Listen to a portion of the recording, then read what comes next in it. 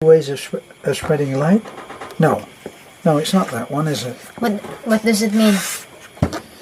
Well, there are two ways of spreading light. To be the candle, in other words, you can be the source of the light. Or the mirror that reflects it. Yes. What do you want? What do I want? Yeah, a candle or a mirror? You can't have a candle, honey. Or you can be the candle. You can be the candle or the mirror. You can be the mirror. It's a metaphor for saying that you can be the source of the light, or you can be somebody who recognizes it and reflects it and carries the message. So what do you want? Both have their place. So what do you want? It's not a case of what But if you want to choose, okay, I would prefer to be the candle, because, well, that kind of illustrates the difficulty when people want to actually call us and talk to us. The signal just breaks up and all I can hear is a crackling on-off voice at the other end. So Beth has gone out in search of a better signal so that she can actually talk to that person.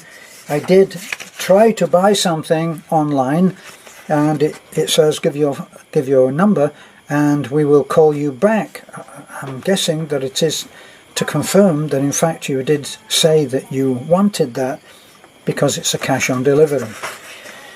Okay, now the first one of these quotations was the human condition, as I told you, and some of these are very, very deep quotations. Not to be surprised, because we shouldn't be surprised, because, well, the first one, it says, "Wit makes its own welcome and levels all distinction," and that was Ralph Waldo Emerson, who happens to be a pretty clever person. It says, "We are inclined to believe those whom we do not know because they have not deceived us." In other words, sometimes, actually I think that this touches on how familiarity breeds contempt, as the saying goes. That's another quotation, isn't it? Probably anonymous, I don't know who said that. But very often, those that we know the best are often refused acceptance and acknowledgement. And I always think, I used to know someone who made me the wife of a friend who was rather negative in her approach to things. I guess you would say that she was someone for whom the glass was half empty. But she used to see things on the negative side rather than the positive side, and it inspired in me the quotation that would say, as long as someone was still dreaming of a way that they could succeed, they were just dreamers. But the moment that one of their dreams paid off, the moment that one of their dreams was launched like a magnificent boat, they became men of vision. In other words, she probably would say, well, he was obviously made for success, wasn't he? He just kept trying and trying and trying. And yet, when the person was trying and failing, they were only dreamers. The operative word being only. Honey, what was that about? It's about your order. Oh, and you confirmed it, and they're going to send it. Yeah, they're going to send it. That's wonderful. That's wonderful. Where we are now? Well, let's go back to the candle, because I'm not moving on yet. Well, so you want to be the candle? Honey, you're making this a personal thing and asking me what do I want. The idea is that you look at it as a general thing, okay, and just learn from it. You don't say, okay, all right, what do you want? Do you want the candle? I think I would. Want the mirror? I think I would be in or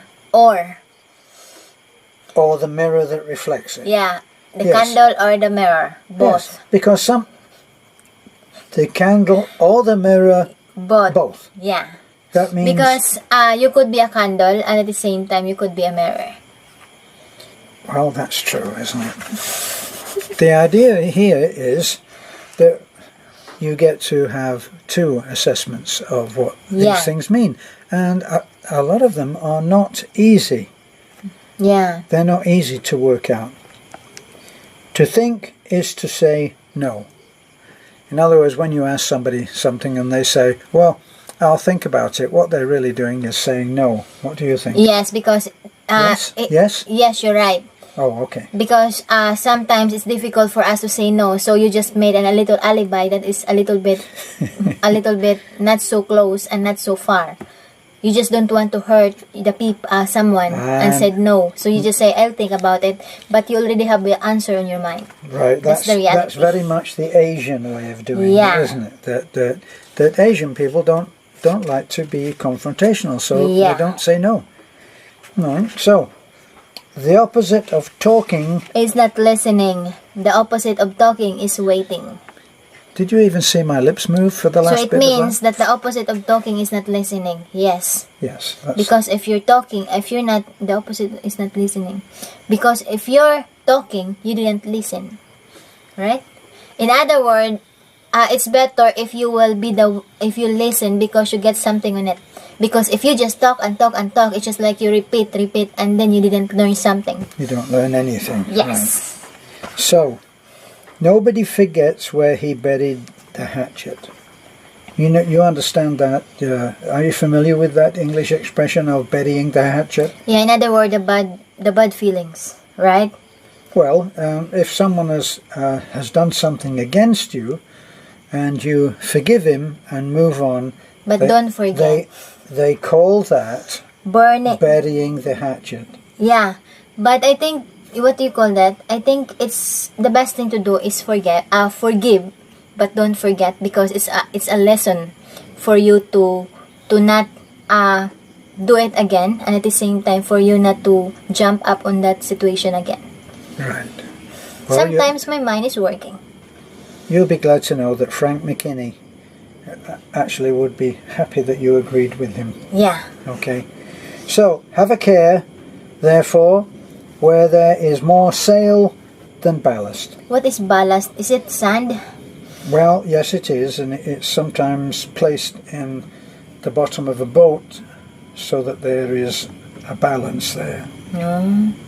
But it's saying that it's better to have a lot of sail or more sail than ballast so that you can move on and do stuff. I see. Agree. Right. Because I don't understand. Right. Well, look at this one. The wicked are always surprised to find that the good can be clever. What do you think of that? What do you mean by wicked, hon? The wicked. The weak? Wicked. The weak, right? No, wicked is bad. The Somebody bad is yes, always surprised. a wicked man is a bad man. Yeah, because sometimes the bad man, the wicked or the bad man is always think that he's intelligent, right? And he's clever, and he sometimes, we have portions in our life. We have part in ourselves that we have an ego, right? And sometimes our ego that I know that, right? And sometimes we wanted to be above anyone else, that we didn't realize that the people that we thought can't do it, they have the ability to do it more than you do. Right? Okay, good enough. See what do you make of this? They always say that Paris was this wonderful, wonderful place. Paris in France. If you don't bring Paris with you, Right. you won't find it there. It means that wherever you do, even the place is so beautiful, it's so memorable. If you didn't, what do you call that? If you didn't feel the moment, got it? Well, it's saying if you don't bring Paris with you, You won't find it there. you won't find it there. Well, where is there? In your heart, No, it's Paris. a place in. No, it's Paris. So in other words, your sense of beauty and all of the whole romantic whole thing about Paris and going to Paris. Paris is a place where they say that you should go with Yeah. someone that you love. Mm-hmm. You should go with somebody that you love. Is that Paris Hilton? No, it's No? not. Mommy. Paris is in France. Well, there's one in America, but it doesn't really count. But Paris Paris is in France. Yeah, I saw that in the movie that he Right. wanted to go there and get married. And it's a very romantic place, and it's where lovers go, and it's a beautiful city where you can walk. Whereas we know from cities like Manila, there's no pleasure in walking too much in Manila. Not like Paris, which is a gorgeous place for Yeah. walking almost anywhere. So what does it mean? Well, it means that Paris is a certain concept of beauty and romance. But if you don't feel it before you get there, in other words, if you don't carry the whole thing of Paris and beauty and romance and passion, Yeah, and that's why beauty, I'm right. right? So, yes, you need to take that there Yeah. in your heart in order to see it when you get there. Yeah, because sometimes even the place is so beautiful, if you don't appreciate it, it's useless. That's right. Correct. Yes. You're smart, you know that. Yeah, yeah. Now this Right. one, darling. Which one? No, I finished that. Now, this is a good one, isn't it? Remember that in giving any reason at all for refusing, you lay some foundation for a future request. But remember you that in think? giving any reasons at all for refusing, you lay some foundation for the future. So in other words, if you remember that in giving any reasons for example, if you refuse, sometimes then that person that received neglection, right? Sometimes it's difficult. You put barrier that he will not ask again, right? Is that correct? No, it's the opposite here, because it's saying, remember that in giving any reason, in other words, if someone asks you for something or a favor or I don't know, a money or the loan of something, and you say no and then give a reason or an excuse, So he will Right. do it again. He will do it. no, he will come back to you again, because he will assume that the reason that you said no was not because you wanted to say no, but because you couldn't help it. So if he wants to borrow your lawnmower and you say, oh, actually I'm going to use it this weekend, well, he's going to come back next week and say, are you still using your lawnmower? And then you'll have a hard time saying, well, yes, I am. Yeah. You understand? So Yeah, he'll I come back. He'll come back at another time and hit you up for whatever he wanted. Where? What do you see? Most people are other people. Their thoughts are someone else's opinion. Their lives are What is mimicry? Mimicry. Their passions, a quotation. A quotation. By Oscar Oscar Wilde. Wilde. But that's a Wildy.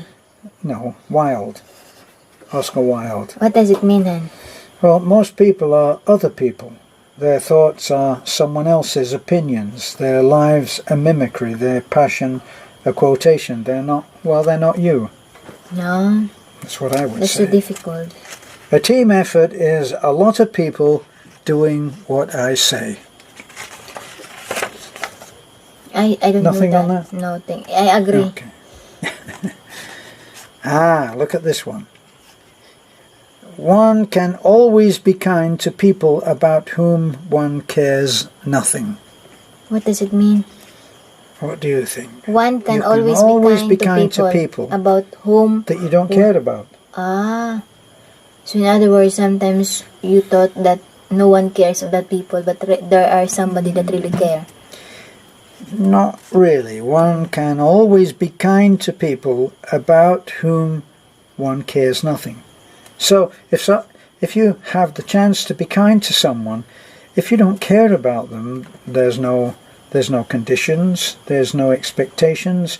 You just do a kindness. So Right. act of kindness. Right. Not a lack of kindness. Act. ACT. An act of kindness, yes, if you like, yes. Right, so it's always easier if you don't actually care about them. So you can be nice to someone. Sometimes you can have a terrific argument with your spouse or your partner or your friend and be very angry with him or her, and then you walk out on the street and you see someone who you don't care about at all, and you say, "Hey, how are you? Great to see you. Hey, you're looking good." Why is it other people trying to do that, even if they don't mean it? Well, I think that everybody does that. Are Especially you really telling me that you don't do that? no, That I didn't.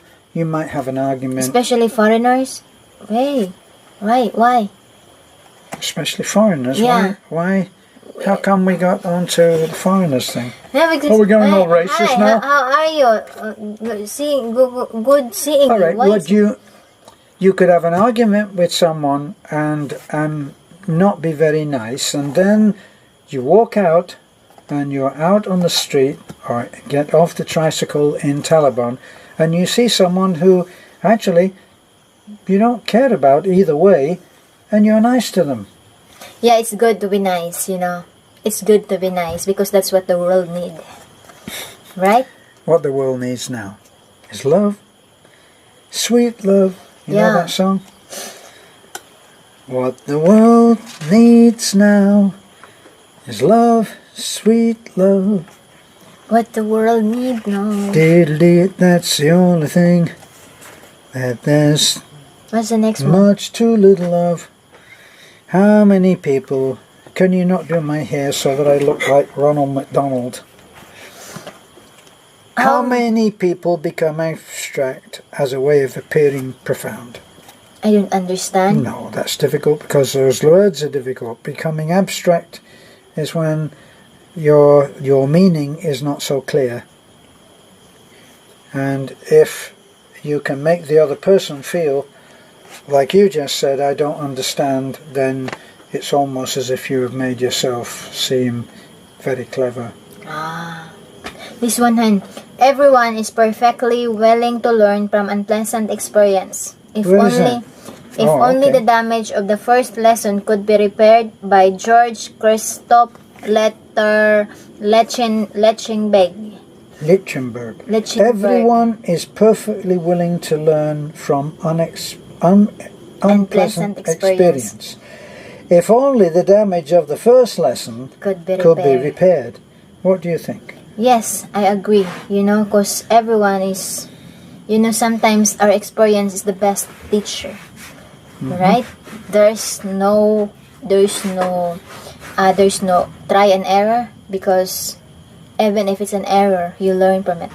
But what about what they're saying here is everyone is perfectly willing to learn from unpleasant experience if only the damage from the first lesson could be repaired. I think that's What if the damage can't be repaired? You are famous for saying once the mirror is cracked, yeah, Can it can be. can it ever be repaired? Yes, that's my that's my what do you call that? Fundamental. Well, that's one of your beliefs in life, isn't it? Yeah, I tried to change that. You try to think that. Change that. I'm yes. trying to adjust on my fundamental theory. Right. Here's another one. A loving person lives in a loving world. A hostile person lives in a hostile world. Everyone you meet is your mirror. Yes, I agree with that, because sometimes we thought that, oh, why is it she's like that or he's like that, and then sometimes you realize that the reasons why you don't like that person is because you saw yourself, right? Yeah. Sometimes it's just sometimes you try to look on that, but you know, we always remember that the persons that we met on the way of our journey, sometimes he came to your life or she came to your life for a reason, for a purpose, for you to learn and for you to share what you learn. Yeah, well, what he's saying there is, that's true, what you've said is true. A loving person lives in a loving world. In other words, if you just find that the world is a pleasant place, what's that saying? I'm gonna use the CRN. Honey, what did you knock over? Okay.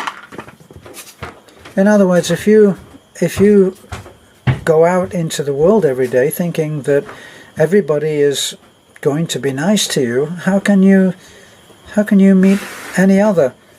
But if you're a hostile person, then you already believe that there is hostility out there, and in a way you, and I know people like this, you carry a war behind you.